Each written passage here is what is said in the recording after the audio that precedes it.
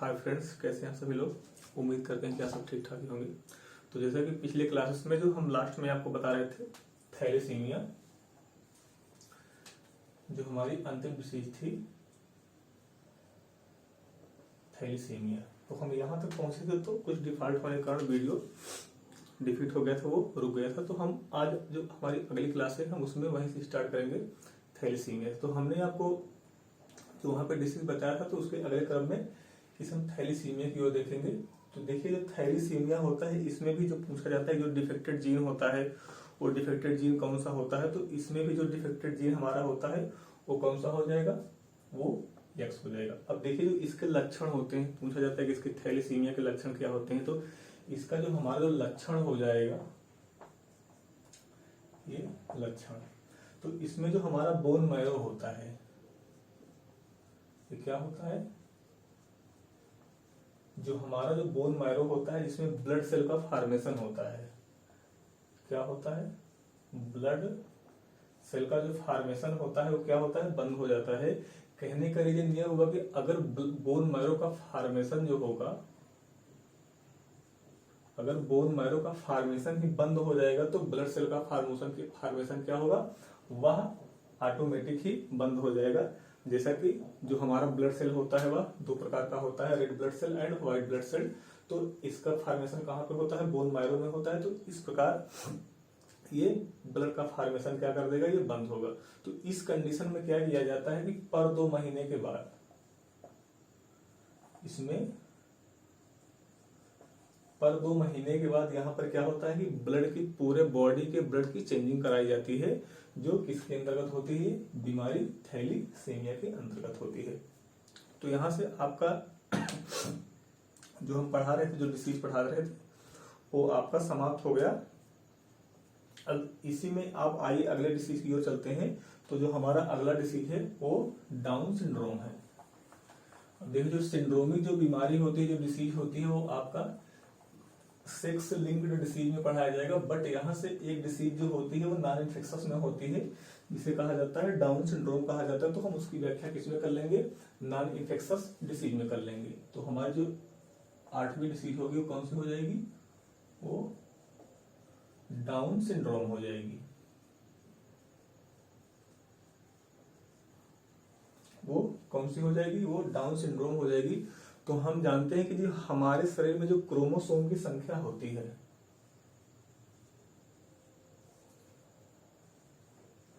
जो क्रोमोसोम की संख्या होती है वो कितनी होती है, वो 46 होती है या 23 जोड़ी होती है, 46 या 23 जोड़ी होती है। तो इसमें होता ये है डाउन सिंड्रोम में कि जो हमारा 21वां पेयर होता है, जो हमारा 21वां पेयर होता है, हमने आपको बताया था कि 22 जोड़ी तक ऑटोसोम होते हैं और 30वां जोड़ा क्या होता है, वो एरोसोम होता है।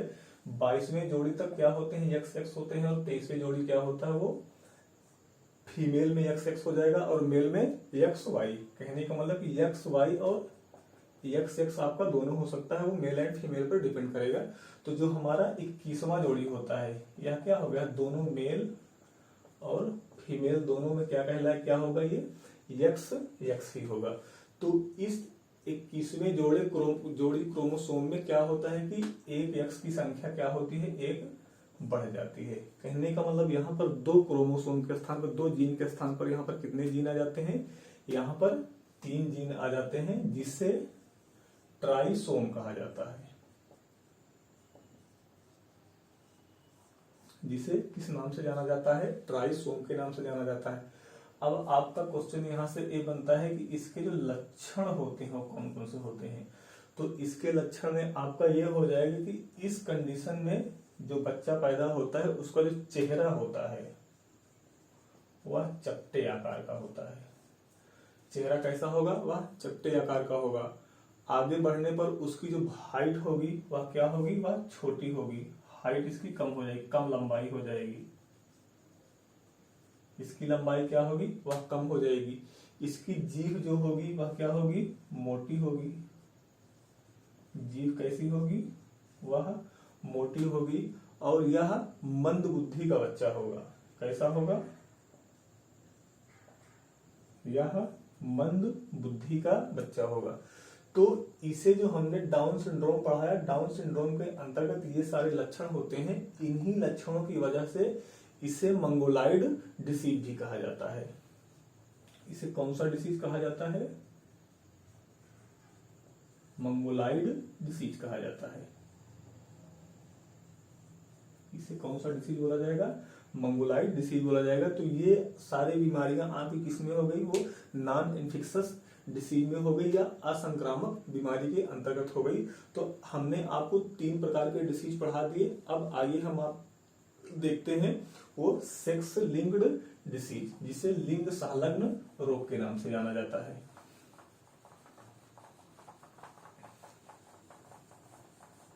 जो हमारा अगला टाइप होगा वो कौन सा कहलाएगा? सेक्स लिंक्ड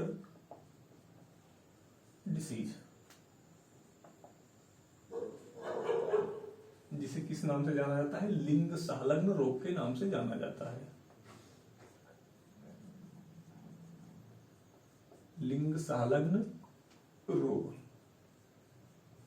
तो इस लिंग संलग्न रोग में जो मोस्टली जितने भी सारे डिसीज होते हैं वो क्या होते हैं? वो सिंड्रोमिक डिसीज होते हैं। तो अगर यहाँ पे जब सिंड्रोमिक डिसीज हो रहा है तो जाहिर सी बात है इसमें डिफॉल्ट कहाँ पर आएगा? वो क्रोमोसोम पर आएगा। तो हम जानते हैं कि हमारी बॉडी में कितने क्रोमोसोम होते हैं? हमारी बॉडी में क्रोमोसोम की संख्या कितनी होती है? वो 46 होती है। तो हमने अभी आपको डाउन सिंड्रोम में बताया कि वो क्रोमोसोम की संख्या कितनी हो जाएगी? वह 46 से बढ़कर 47 हो जाएगी। और कौन सा पेयर डिफॉल्ट होगा? तो आपका 21वें जोड़ी, वह 21वां पेयर आपका क्या हो जाएगा? वो डिफॉल्ट हो जाएगा। लेकिन इसमें जरूरी नहीं है कि वह मतलब ये 21वां पेयर डिफॉल्ट होगा। इसमें हमेशा जो ये आपका सेक्स लिंक्ड डिसीज होगा, इसमें हमेशा कौन सा पेयर डिफॉल्ट होगा? वो 23वां पेयर डिफॉल्ट होगा। तो 46 के स्थान पे तो आपका क्या हो जाएगा? 47 हो जाएगा, या तो आपका कितना हो जाएगा? 45 हो जाएगा। तो ये कौन सा पेयर हुआ? ये 23वां पेयर, 23rd पेयर। ये कौन सा पेयर डिफॉल्ट होगा? वो 23rd पेयर डिफॉल्ट होगा। तो अगर यहाँ पे ये 45 नंबर पर भी 23rd पेयर आएगा और 47 नंबर पर भी 23rd पेयर आएगा, तो कहने का ये नहीं हुआ कि या तो 23वें जोड़ी में या तो 1 क्रोमोसोम पाया जाएगा या तो 3 क्रोमोसोम पाया जाएगा। तो अगर 1 क्रोमोसोम पाया जाएगा तो क्रोमोसोम की संख्या कितनी हो जाएगी? 45 हो जाएगी। तो इसे क्या कहा जाएगा? मोनोसोम कहा जाएगा। इसे किस नाम से जाना जाएगा? इसे मोनोसोम के नाम से जाना जाएगा। और अगर 47 हो गई तो 23वें जोड़ी पेयर पर क्या हो जाएगा? 23वें पेयर पर क्या हो जाएगा? क्रोमोसोम की संख्या 3 हो जाएगी। तो इसे क्या कहा जाएगा? ट्राइसोम कहा जाएगा। इसे किस नाम से जाना जाएगा? ट्राइसोम कहा जाएगा। और यही जो क्रोमोसोम होता है इसी को क्या कहा जाता है? सेक्स क्रोमोसोम कहा जाता है या लिंग गुणसूत्र कहा जाता है। तो अब आइए हम देखते हैं कि इसमें विभाजन कैसा होता है। हम जानते हैं कि जो नॉर्मल अवस्था हमारी होती है उसमें 46 होती है, चाहे वह फादर की हो या मदर की हो। यहां से आप देख लीजिए, जो हमारी नॉर्मल कंडीशन होगी उसमें कितने होते हैं? मान लीजिए ये मेल हो गया, ये क्या हो गया? ये फीमेल हो गया। तो मेल के भी कितने होंगे? 46 होंगे और फीमेल के भी कितने होंगे? 46 होंगे। ये नॉर्मल का मतलब सामान्य कंडीशन होगी, ये सामान्य अवस्था हो गई।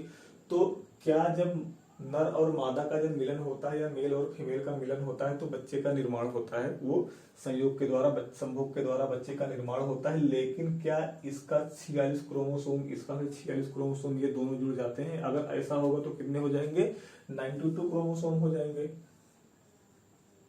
92 हो जाएंगे। लेकिन ऐसा नहीं होता, क्रोमोसोम की संख्या 92 नहीं होगी।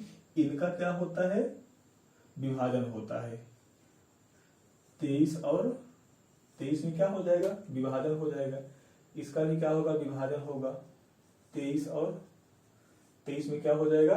विभाजन हो जाएगा। तो इस कंडीशन में ये 23 किसके साथ? इसके साथ क्रॉस करेगा तो कितना हो गया? 46 हो गया। ये 23 इसके साथ क्रॉस किया तो कितना हो गया? ये 46 हो गया। तो इस प्रकार से आपका क्रोमोसोम की संख्या क्या हो गई, 46 और 46 बराबर होगी, और ये सब किसमें होंगे, 23rd पेयर, मतलब कि ये 23 जोड़ी क्रोमोसोम कहलाएंगे। लेकिन अगर यही जो हमने नॉर्मल की कंडीशन बताई, अगर यही क्या हो जाए, अब नॉर्मल हो जाए, असामान्य विभाजन हो जाए, ये तो सामान्य विभाजन हमने बताया, अब आइए देखते हैं अब नॉर्मल। ये अब नॉर्मल कंडीशन हो गई। अब नॉर्मल कंडीशन की स्थिति में यहां पर भी हम मेल और फीमेल को ले रहे हैं। ये मान लीजिए मेल हो गया और ये फीमेल हो गया। तो अब मेल और फीमेल दोनों में क्या होंगे, क्रोमोसोम की संख्या तो सेम ही होगी। हम मानते हैं 46 इसके भी है और 46 इसको भी है। तो अब नॉर्मल कंडीशन का मतलब यह हो गया, इसका जो विभाजन होगा वह अनियमित तरीके से विभाजित हो जाएगा। और ऐसा तब होता है जब उस इंसान का एक्सीडेंट हो जाए या वह इंसान बहुत ज्यादा स्ट्रेस में चला जाए, तनाव में चला जाए, तो ये कंडीशन होती है। हमने माना कि जो मेल है इसका अब नॉर्मल विभाजन हो गया, ये मान लीजिए 22 और 24 में विभाजन हो गया, लेकिन इसका नॉर्मल कंडीशन में हुआ। ये 23 और 23 नॉर्मल कंडीशन में हुआ। तो इस स्थिति में जब क्रॉस कराया जाएगा तो ये 22 और 23 का जब क्रॉस होगा तो कितने हो जाएंगे, 45 हो जाएंगे। लेकिन 44 एंड 23 का जब क्रॉस होगा तो कितना हो जाएगा, 47 हो जाएगा।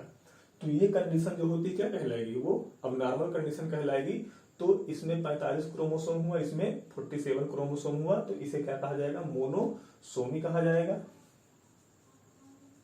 इसे क्या कहा जाएगा, मोनोसोमी कहा जाएगा, मोनोसोम कहा जाएगा। इसे क्या कहा जाएगा, इसे ट्राइसोम कहा जाएगा। तो इस तरीके से नॉर्मल और अब नॉर्मल कंडीशन में इस तरीके से क्रोमोसोम का डिवाइडेशन होता है। तो आप अगर इसका स्क्रीनशॉट लेना चाहते हो तो स्क्रीनशॉट ले लीजिए। हम अब इससे संबंधित जो डिसीज हमारे जो सिंड्रोमिक डिसीज है उसकी ओर क्या करते हैं, प्रस्थान करते हैं। तो आइए देखते हैं, जो हमारी पहली डिसीज होगी उस डिसीज का नाम क्या होगा, क्लिनफिल्टर सिंड्रोम। क्लिनफिल्टर सिंड्रोम, ये हमारी पहली डिसीज हो गई। तो हमने अभी आपको बताया कि ये सारी बीमारियां किस पर होंगी, 23वें जोड़े पर होंगी। तो हम मानते हैं जो हमारा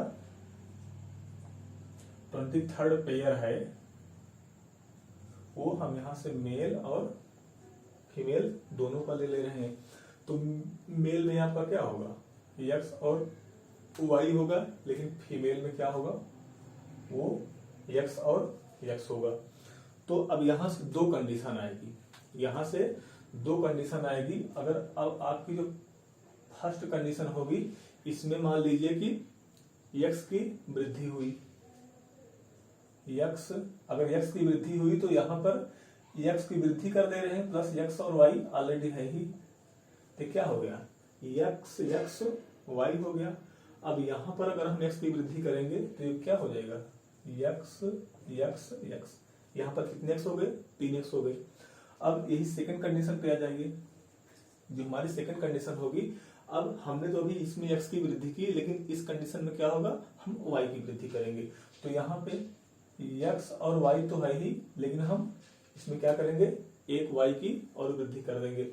और सेकंड में आ जाइए, डबल एक्स तो है ही, बट इसमें हम क्या करेंगे, वाई की वृद्धि कर देंगे। तो ये दो तरीके से यहाँ पर वृद्धि होती है। ये दोनों तरीका क्या कहलाएगा, ये ट्राइसोमी कहलाएगा।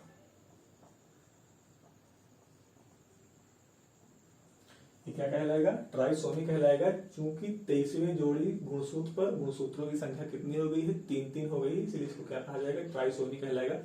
अब आइए देखते हैं कि ये जो गुणसूत्र देखिए यहाँ पे एक्स एक्स वाई, ये दोनों क्या है, ये सेम है, ये दोनों क्या है, सेम है। यहाँ पे ट्रिपल एक्स हो गया, यहाँ पे एक्स वाई वाई हो गया। तो ये जो 3x हो गया, ये क्या होगी, इसे सुपर फीमेल कहा जाता है। इसे क्या कहा जाएगा, इसे सुपर फीमेल कहा जाएगा। और इनकी जो सुपर फीमेल होते हैं, इनकी हाइट क्या होती है, बहुत ज्यादा होती है। इनकी हाइट ज्यादा, लंबाई ज्यादा होगी, इनकी जो हाइट होगी वह क्या होगी, बहुत ज्यादा होगी। अब आप यहां से ये बताइए कि ये फर्टाइल होंगे या इनफर्टाइल होंगे, कहने का मतलब ये बाज होंगी, जिसे इनफर्टाइल कहा जाता है। तो इनकी कंडीशन क्या होगी, ये इनफर्टाइल हो जाएंगी, ये क्या होंगी, इनफर्टाइल होंगी। तो ये हमने सुपर फीमेल की कंडीशन बता दी। अब आइए देखिए यहाँ पर ये एक्स वाई वाई, तो ये जो कंडीशन होती है ये मोस्टली देखने को नहीं मिलती, क्योंकि ये सरवाइव नहीं कर पाते। तो हम यहाँ पर क्या लिख लेंगे, नॉट सरवाइव, ये जीवित नहीं रहते। अब देखिए यहाँ पे x x y x x y, अब देखिए यहाँ पर दो कंडीशन आ रही हैं, क्या है, यक्स यक्स वाई। अगर हम यक्स और यक्स को लें तो ये क्या हो जाएगा, ये फीमेल हो जाएगा, लेकिन यक्स और वाई को लें तो ये क्या हो जाएगा, मेल हो जाएगा। तो इसमें मेल और फीमेल का क्या है, मिक्सचर है, जिसे क्या कहा जाता है, ट्रांसजेंडर कहा जाता है।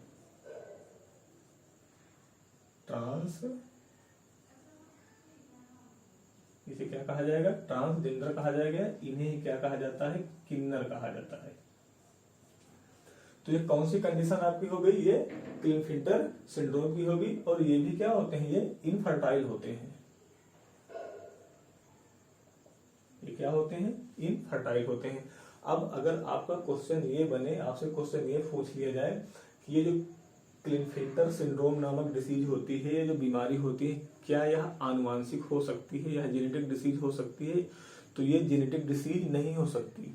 जेनेटिक डिसीज इसलिए नहीं हो सकती हो सकती कि इससे जो प्रजातियां उत्पन्न होगी वह क्या होंगी, इनफर्टाइल होंगी, वो बांझ होंगी। तो इस कंडीशन में ये क्या होगी, ये जेनेटिक डिसीज के अंतर्गत इसको हम नहीं ले सकते। तो ये आपका क्लिनफिल्टर सिंड्रोम हो गया। आइए नेक्स्ट की ओर चलते हैं। जो हमारा अगला डिसीज है वो कौन सा है, वो टर्नर सिंड्रोम है। जो हमारी अगली बीमारी होगी वो कौन सी होगी, टर्नर सिंड्रोम।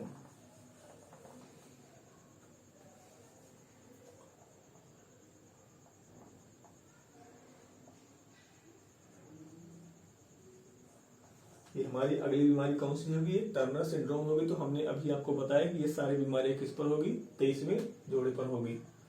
ये 23rd पेयर। अब आप यहां पर भी दो ले लीजिए, मेल और फीमेल को ले लीजिए, मेल और फीमेल। हमने क्लिनफिल्टर सिंड्रोम में बताया था कि उसमें क्रोमोसोम की संख्या बढ़ रही थी, लेकिन इसमें क्या होगा, क्रोमोसोम की संख्या घट जाएगी। लेकिन यहाँ पर भी दो कंडीशन आएंगी। तो यहाँ पर जो फर्स्ट देखिए, यहाँ पर क्या होता है, मेल में एक्स वाई होता है, फीमेल में एक्स और एक्स होता है। अब यहाँ पर पहली कंडीशन क्या होगी, अगर हम यहाँ से एक्स का डिलीशन करेंगे, एक्स को डिलीट करेंगे तो क्या हो जाएगा, यहाँ पर वाई और एक्स यहाँ पर बचेगा। ये फर्स्ट कंडीशन हो गई। लेकिन जो हमारी दूसरी कंडीशन आएगी, अगर हम y को डिलीट करेंगे तो यहाँ पर तो x बचेगा, लेकिन यहाँ तो y है ही नहीं, तो हमको उससे कोई मतलब ही नहीं। तो अब देखिए यहाँ पर ये तो एक हो गया और ये अलग हो गया। तो इस कंडीशन में क्या होता है कि जब ये y अकेले बचेगा तो ये सरवाइव नहीं कर पाएगा, क्योंकि ये क्या होता है, यह अधूरा हो जाएगा। हमने आपको यहीं पर बताया था कि x और y क्या होते हैं, एक आपस में 100% होते हैं, लेकिन x और x क्या होता है, यहाँ 50-50 का मामला होता है। अब कहने का रीजन यह हुआ कि अगर x y से x डिलीट हो गया तो एक तो मतलब 100% क्या हो गया, गायब हो गया। जब एक 100% गायब हो गया तो ये सरवाइव नहीं कर पाएगा। तो यहाँ पर आप क्या लिखेंगे, नॉट सरवाइव, ये जीवित नहीं रहते। लेकिन जो हमारा यक्स होगा, ये दोनों कंडीशन किसकी बन जाएगी, आपकी फीमेल की बन जाएगी। ये दोनों कंडीशन किसकी बन जाएगी, ये फीमेल की बन जाएगी। लेकिन यह फीमेल कैसी होगी, डेवलप्ड होगी, अनडेवलप्ड होगी, यह अनडेवलप्ड फीमेल होगी। कैसी फीमेल होगी, यह अनडेवलप्ड फीमेल होगी। अनडेवलप्ड फीमेल का मतलब ये हुआ कि इसके जो सेक्सुअल ऑर्गन होंगे वह भी क्या होंगे, अनडेवलप्ड होंगे।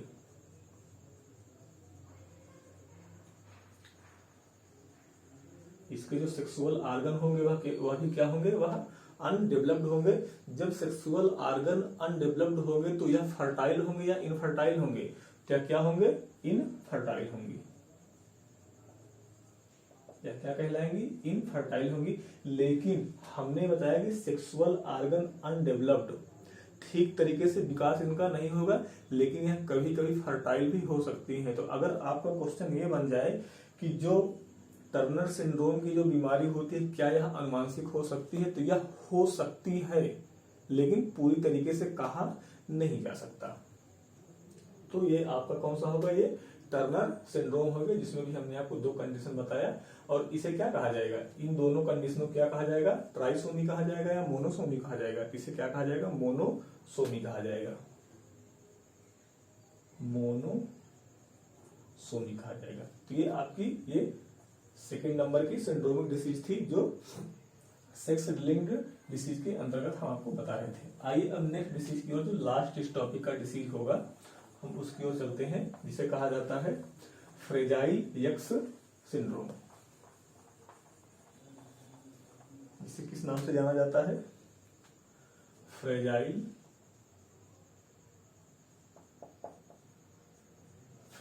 X syndrome.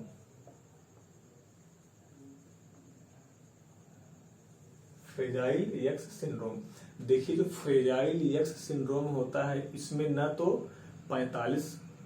तो क्रोमोसोम की संख्या 45 होती है और ना ही 46 होती है। इसमें क्रोमोसोम की संख्या कितनी होती है, यह 46 ही होती है, लेकिन जो इसका विभाजन होता है वह अनियमित तरीके से हो जाता है। हम ऐसा मान लेते हैं कि ये 2 क्रोमोसोम हो गया, 23वां जोड़ी का ये दोनों क्रोमोसोम हो गया, तो दोनों क्रोमोसोम क्या होंगे, बराबर होंगे।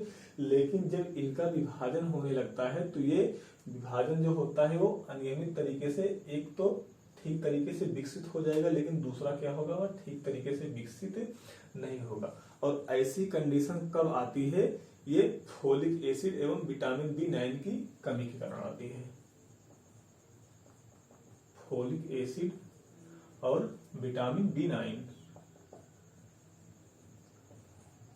फोलिक एसिड या विटामिन B9, ये इस कंडीशन में आती है। तो इसमें भी आपके लक्षण क्या होंगे, तो लक्षण आपका सेम वही होगा। इसमें सेक्सुअल पावर जो होगी क्या हो जाएगी, वीक हो जाएगी। सेक्सुअल पावर आपकी क्या हो जाएगी, वो वीक हो जाएगी। और दूसरा आपको मानसिक क्या हो जाएगा, मानसिक कमजोरी हो जाएगी।